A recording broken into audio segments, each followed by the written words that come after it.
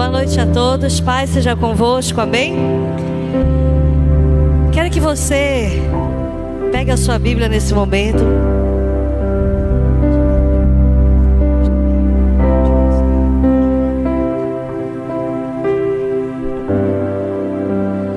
Glória a Deus. Abra a sua Bíblia. Quem trouxe aí a palavra? Glória a Deus. Abra a sua Bíblia em 2 Reis, capítulo 17, versículo 24. Eu quero que você encare esse culto, essa noite, como uma preparação para o nosso projeto de vida. Quantos estão animados aí para esse projeto de vida? Eu já estou animada. Se você não sabe, o nosso projeto de vida vai iniciar esse domingo de Santa Ceia, que vai ser um domingo muito especial. E eu creio que Deus, Ele planejou cada momento, porque Ele tem algo a realizar na nossa vida. Amém? Então nós estamos nessa expectativa de que Deus, Ele vai realizar grandes coisas através da nossa vida, na nossa família, nos projetos que nós temos apresentados para Ele. Vai ser uma semana de projeto de vida. Domingo, terça-feira, anote aí os encontros. Domingo, terça, diga aí, terça, vai repetindo. Quarta, sexta e domingo. Então vai finalizar no outro domingo. São 5 encontros que nós teremos. Essa semana as nossas células ainda estão suspensas, porque nós estamos nesse projeto de oração, de busca. E semana que vem retornam as nossas células, casas de paz, discipulado, escola bíblica. Amém? Todos acharam aí? 2 Reis, capítulo 17, versículo 24. Vamos ler? Diz assim. Quero que você leia com bastante atenção. Não é um texto tão conhecido, então você vai tentar colocar toda a sua atenção nele. O rei da Síria trouxe gente da Babilônia, de Cuta, de Ava, de Amate, de Sefarvaim, e os fez morar nas cidades de Samaria. Em lugar dos filhos de Israel, tomaram posse de Samaria e habitaram nas suas cidades. A princípio, quando passaram a morar ali, não temeram o Senhor. Então o Senhor mandou para o meio deles leões, que mataram alguns do povo. Por isso disseram ao rei da Síria: os povos que o Senhor, o rei, transportou e fez habitar na cidade de Samaria não sabem a maneira de servir o Deus daquela terra. E por isso mandou leões para o meio deles. Pule lá para o versículo 27. Então o rei da Síria mandou dizer: levem para lá um dos sacerdotes que vocês trouxeram de lá, que ele vá, fique morando e ensine a maneira de servir o Deus daquela terra. Verso 28. Assim, um dos sacerdotes que havia sido levantado de Samaria foi e ficou morando em Betel, e lhes ensinava como deviam temer o Senhor. Porém, cada nação, preste atenção, cada nação fez ainda os seus próprios deuses nas cidades em que morava, e os puseram nos santuários dos lugares altos que os samaritanos tinham feito. Os da Babilônia fizeram, vamos para o verso 32, mas adoravam também o Senhor, constituíram como sacerdotes dos lugares altos, homens tirados do meio do povo, os quais oficiavam a favor dele nos santuários dos altos. E assim, eles adoravam o Senhor e ao mesmo tempo, diga assim, assim, eles adoravam o Senhor e ao mesmo tempo serviam os seus próprios deuses, segundo o costume das nações do meio das quais tinham sido trazidos. Amém? Feche seus olhos. Senhor Jesus, nós queremos orar nesse momento pedindo para que o Senhor traga entendimento, para que o Senhor nos traga revelação por meio da Tua palavra. Que o Senhor possa usar a minha vida com intrepidez, com ousadia, que o Senhor abra os nossos ouvidos espirituais para aquilo que o Senhor quer ministrar sobre a Tua igreja, sobre cada um de nós, porque nós estamos aqui sedentos pela Tua direção, sedentos pela Tua voz. Em nome de Jesus, Pai, fala conosco essa noite. Amém? Você pode sentar no seu lugar, aplaudindo. Deixa sua Bíblia do ladinho e aplauda com alegria o nome do Senhor. O microfone para vocês está bom? Está aí para vocês? Está chegando bem? Porque para mim aqui não está chegando tão bem o microfone. Está meio... Mas para aí tá, né? É importante para vocês. Está chegando para vocês? Não está baixo, tá ok? Amém. Gente, primeiro eu quero dizer que eu estou feliz de nós estarmos aqui essa noite. 1º de agosto, né? Glória a Deus. Estamos de pé. Para aí tá bom, né? O pastor Neto dizendo que tá bom. Para cá que não tá legal. Não. Para cá tá meio... Não sei explicar. Não entendo de microfone, enfim. Vamos lá. Eu quero que você Diga para a pessoa do seu lado, o tema da nossa mensagem, diga assim: sirva a Deus do jeito de Deus. Glória a Deus. Sirva a Deus do jeito de Deus. Como eu disse para você, essa palavra de hoje, breve, eu estou até olhando o horário para a gente não passar, ela é uma preparação para aquilo que Deus ele vai trabalhar na nossa vida, no projeto de vida. Porque cada dia eu creio que Deus ele tem uma porção, amém? Quantos creem isso? Que Ele vai despejar sobre nós, que Ele vai derramar. E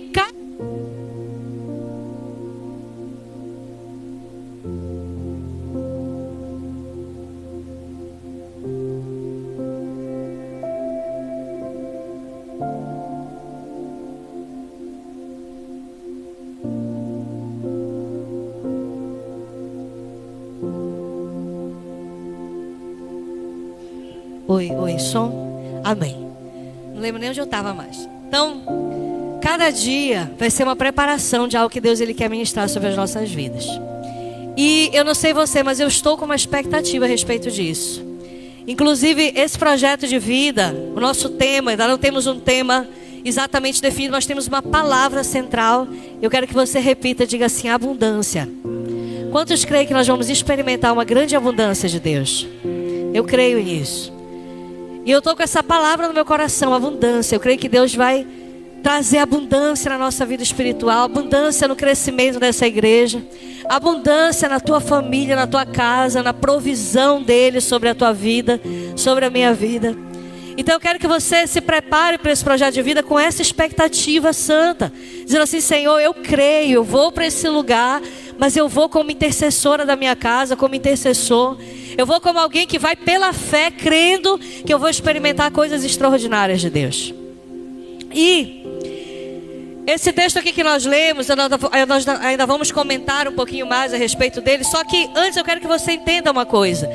Eu não sei quantos lembram, você deve ter visto, porque é bastante conhecido no Novo Testamento, o momento em que você percebe que existe uma espécie de rixa entre os samaritanos e os judeus. Alguém lembra disso, na história da mulher samaritana? É muito curioso porque quando você olha esse momento, a gente não entende, na verdade, o contexto histórico por trás.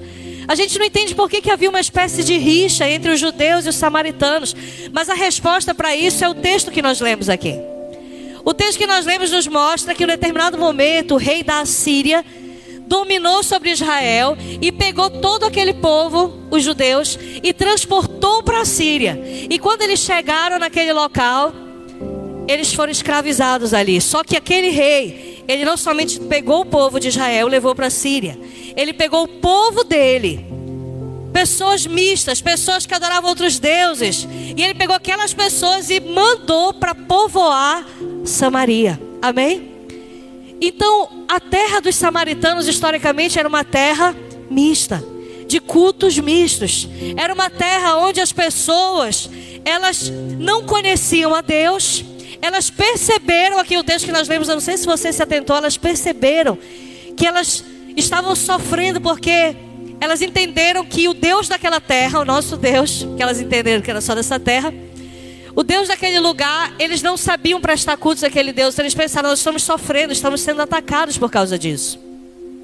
E então eles pedem sacerdotes no meio do povo judeu para ensiná-los a adorar a Deus. E eles fazem isso. Só que a Bíblia nos deixa claro aqui no texto que nós lemos, versículo 33, que eles tanto adoravam o Senhor, diga assim, adoravam o Senhor, mas adoravam os seus deuses. Por isso que existia uma rixa entre os samaritanos e os judeus. Você conseguiu entender? Porque os judeus se consideravam um povo santo, separado. E os samaritanos eram como se fosse um povo misto. Um povo que eles não adoravam em Jerusalém, onde tinha o local de adoração, o templo. Eles adoravam no Monte Gerizim, que era o local alto onde eles estabeleciam para adorar. E eles adoravam a Deus, mas também adoravam outros deuses. Então, hoje o nosso tema é uma preparação para o projeto de vida, porque nós queremos aprender, diga assim, eu quero aprender a servir a Deus do jeito que Ele quer ser servido. Quantos querem adorar o Senhor do jeito que Ele quer ser adorado? Obedecer o Senhor do jeito que Ele quer ser obedecido. Porque não adianta eu ter vários altares no meu coração como esse povo tinha. Vários altares. Eu vou servir a Deus, mas eu também vou ter outros deuses aqui no meu coração. Eu achei tão interessante esse texto porque ele mostra exatamente aquilo que nós não podemos fazer. Por isso que está apontando para o nosso projeto de vida, porque Deus quer nos dar uma direção clara para esse semestre. Deus não quer outros altares no meu e no seu coração, amém? Deus não quer outros lugares de adoração dentro de nós. Deus quer um lugar exclusivo que pertence somente a Ele. O altar do meio do teu coração pertence somente ao Senhor, e Ele não divide esse lugar com ninguém. Quantos creem nisso? Então, essa noite eu quero compartilhar com você essa reflexão de que, assim como os samaritanos, eles representavam pessoas que querem servir vários deuses, existem pessoas que estão vivendo isso também. Talvez a gente não enxergue, mas eu quero que você acompanhe comigo, que os samaritanos, eles representam aqueles que querem servir a Deus do seu jeito, do meu jeito, não do jeito que Deus quer ser servido, não do jeito que Deus quer ser obedecido ou quer ser amado. Olha só, se você não fechou sua Bíblia, eu quero pedir para que você não feche, tá? Que eu quero que você acompanhe alguns versículos comigo. 2 Reis, abra lá de novo se você perdeu. 2 Reis, capítulo 17. Eu quero que você leia o versículo 25. Acompanha comigo aqui o versículo 25. Vamos lá.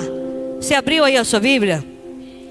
Olha só o que diz aqui. A princípio, quando passaram a morar ali, não temeram ao Senhor.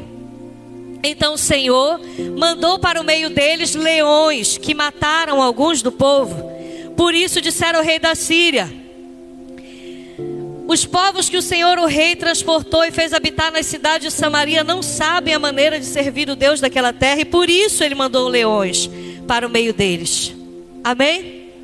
Olha só, diga assim: no início, eles não temeram a Deus. Isso traz uma representação para nós, presta atenção, presta atenção. A representação que isso aqui traz para nós é que todos nós já passamos pelo tempo da ignorância, amém?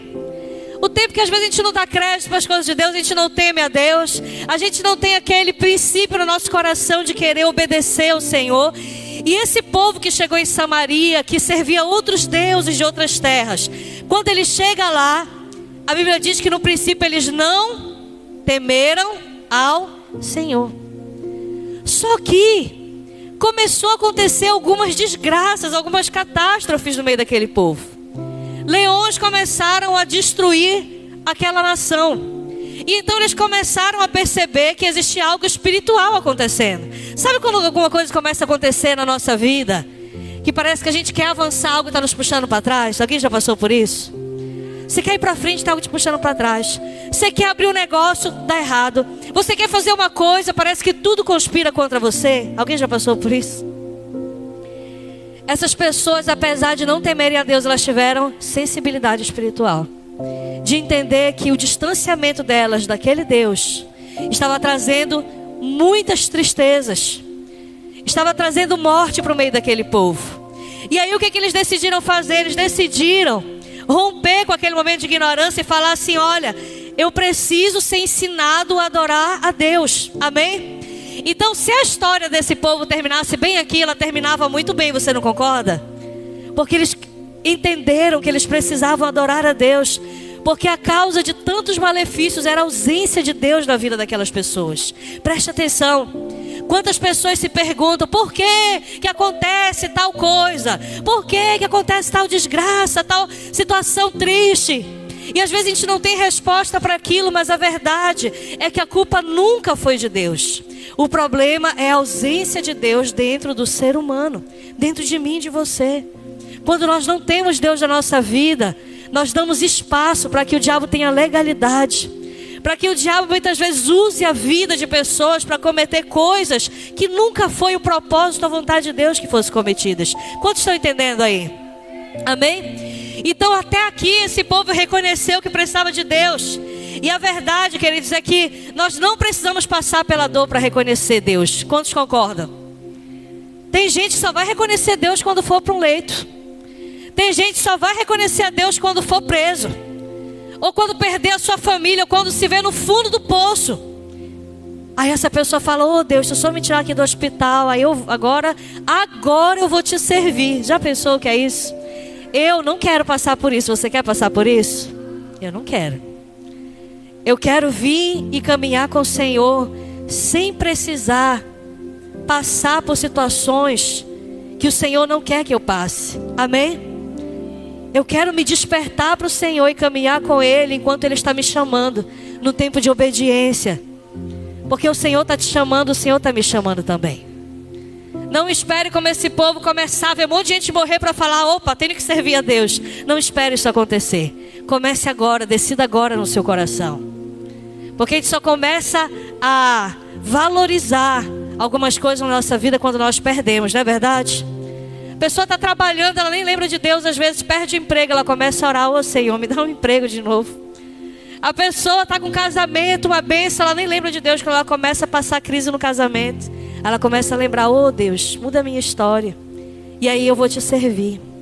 Não faça isso. Procure a Deus, mesmo que você não esteja passando por um momento de crise. Não espere um momento de crise. Se a crise te aproxima de Deus, glória a Deus, amém? Porque é melhor vir pela dor do que não vir. Mas não espere a dor chegar para você vir para Jesus. E aí, olha agora no versículo 27. Abra a sua Bíblia, que já estava aberta, então permaneça. Versículo 27 é o segundo momento desse povo. O primeiro momento é o momento que eles não temeram a Deus, mas eles tiveram que reconhecer o Senhor. Versículo 27 é uma fase interessante. Olha só o que diz. Todos estão acompanhando, amém? Então o rei da Síria mandou dizer: levem para lá um dos sacerdotes que vocês trouxeram de lá, e fiquem morando lá, e lhes ensinem a maneira de servir o Deus daquela terra. 28. Assim, um dos sacerdotes que havia sido levado de Samaria ficou morando em Betel e lhes ensinava como deveriam temer ao Senhor. Gente, essa daqui é a fase boa, é a fase do aprendizado, amém? É a fase que a gente tem sede por ler a palavra, é a fase que a gente quer que alguém nos ensine a caminhar com Jesus, é a fase que a gente anseia para vir para um culto como esse. 1º de agosto nós estamos aqui buscando o Senhor. É a fase que a gente está com saudade da presença de Deus, que a gente quer orar, que a gente quer participar das vigílias, que a gente quer se envolver, se engajar. Glória a Deus. É bom ou não é bom isso daí? É bom. Aí olha só, essa é a fase que esse povo estava passando. Eles reconheceram: eu não tenho Deus, mas eu preciso ser ensinado a buscar a Deus.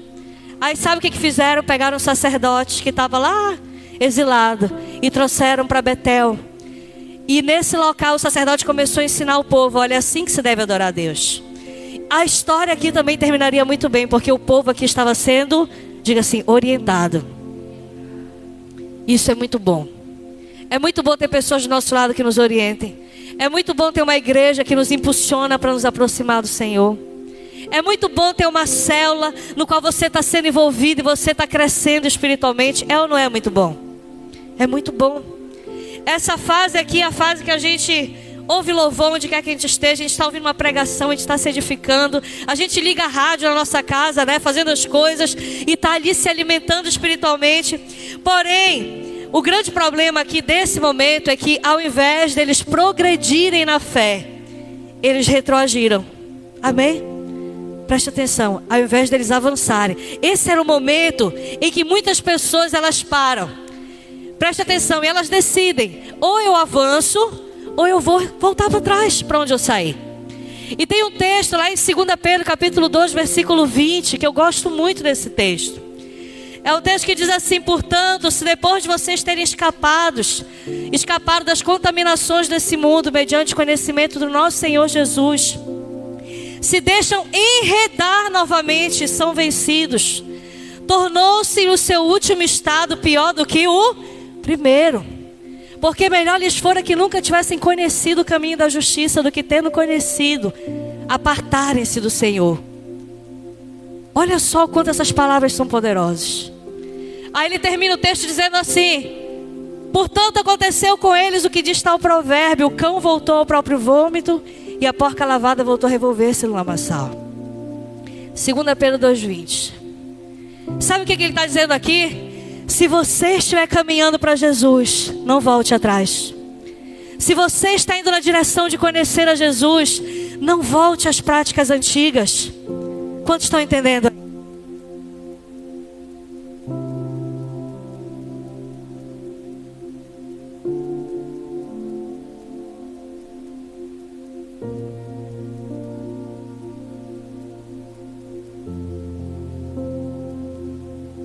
Amém. Voltando.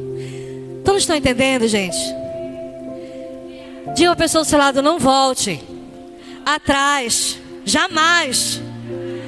Olha só o que o texto está nos dizendo, gente. Quando nós voltamos atrás, é como se a gente estivesse voltando para as velhas obras. É como se a porca que foi lavada volta para o lamaçal. Quem já viu um cão comendo o próprio vômito? Eu já vi, é horrível. Ele vomita, ele come de novo aquilo, é uma coisa nojenta. Mas é exatamente isso que acontece quando eu volto atrás. Eu saio de um lugar e eu trago aquilo de volta para a minha vida. Você está conseguindo entender? Então esse povo, eles estão exatamente nessa fase. Eles estavam progredindo, eles estavam avançando. Por que eu estou falando isso para você? Porque a gente está se preparando para um projeto de vida. E quantas pessoas elas estão progredindo, elas estão avançando. Mas chega um momento como esse de férias, que elas começam a voltar para trás. Elas começam a retroagir nas suas obras, na sua decisão, na sua vida. E é muito interessante isso, porque quando a gente entende que Deus, Ele está conosco sempre, nós entendemos que é um estilo de vida caminhar com Jesus. Tem os tropeços, tem as dificuldades, mas voltar atrás já não é mais uma opção. Quantos concordam? Amém? Então, o nosso cristianismo, queridos irmãos, não pode ser misto. Sabe o que é o cristianismo misto? É o dos samaritanos. É aquele que serve a Deus, mas serve a sua carne. É aquele que serve a Deus, mas serve outros deuses. Quem são os outros deuses da nossa vida? A nossa vontade, a nossa carne, aquilo que eu quero, aquilo que eu acho. E a gente passa a viver um cristianismo que não é o cristianismo de Jesus, não é o evangelho de Cristo, mas é o meu evangelho, é o seu evangelho. É aquilo que eu acho que é bom. Quantas pessoas vivem assim hoje? Eu quero encerrar essa reflexão lendo com você o versículo 33. Diz assim: e assim eles adoravam o Senhor e ao mesmo tempo serviam seus próprios deuses, segundo o costume das nações no meio do qual tinham sido trazidas. E eu quero deixar essa reflexão para você. Muitas pessoas nos nossos dias têm vivido exatamente assim. Elas servem ao Senhor, elas acham que servem ao Senhor, mas a verdade, Jesus fala lá em João capítulo 14, versículo 15: se me amardes, obedeceis os meus mandamentos. Você mostra que ama o Senhor quando você obedece. João capítulo 10, versículo 27, se eu não me engano, Jesus diz assim: as minhas ovelhas ouvem a minha voz, eu as conheço e elas me seguem. Se eu e você somos ovelhas do Senhor, saiba que por mais difícil que a caminhada possa parecer, nós ouvimos a voz do Senhor. Nós seguimos ao Senhor. Nós temos prazer em obedecer ao Senhor. Glória a Deus. Quantas pessoas elas têm vivido exatamente assim? Elas se consideram cristãs, mas elas, por exemplo, não congregam.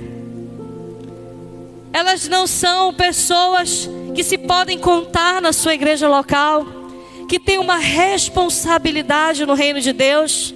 Você conhece pessoas assim? Só eu conheço. Você conhece, não conhece? Quantas pessoas têm vivido o evangelho dessa forma? Servindo a Deus não do jeito de Deus, mas do seu próprio jeito, daquilo que lhes convém, daquilo que lhes agrada.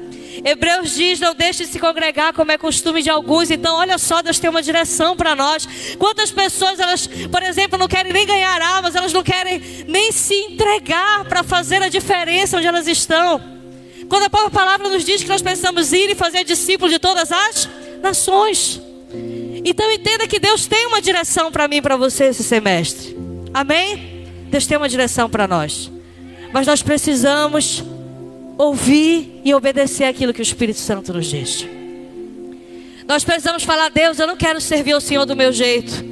Tem coisas que eu concordo, tem coisas que eu não concordo, mas nesse momento eu deixo o meu eu de lado e eu quero fazer a tua vontade. Não seja um cristão que seleciona na Bíblia aquilo que você gosta e aquilo que você não gosta. Seja um cristão praticante de tudo aquilo que o Senhor tem pedido para você exercitar na sua vida. Quantos estão entendendo? Dê glória a Deus aí. Salmo capítulo 1, versículo 1 diz: bem-aventurado o homem que não anda no conselho do ímpio, não se detém no caminho dos pecadores, nem se assenta na roda dos escarnecedores. É forte, não é verdade?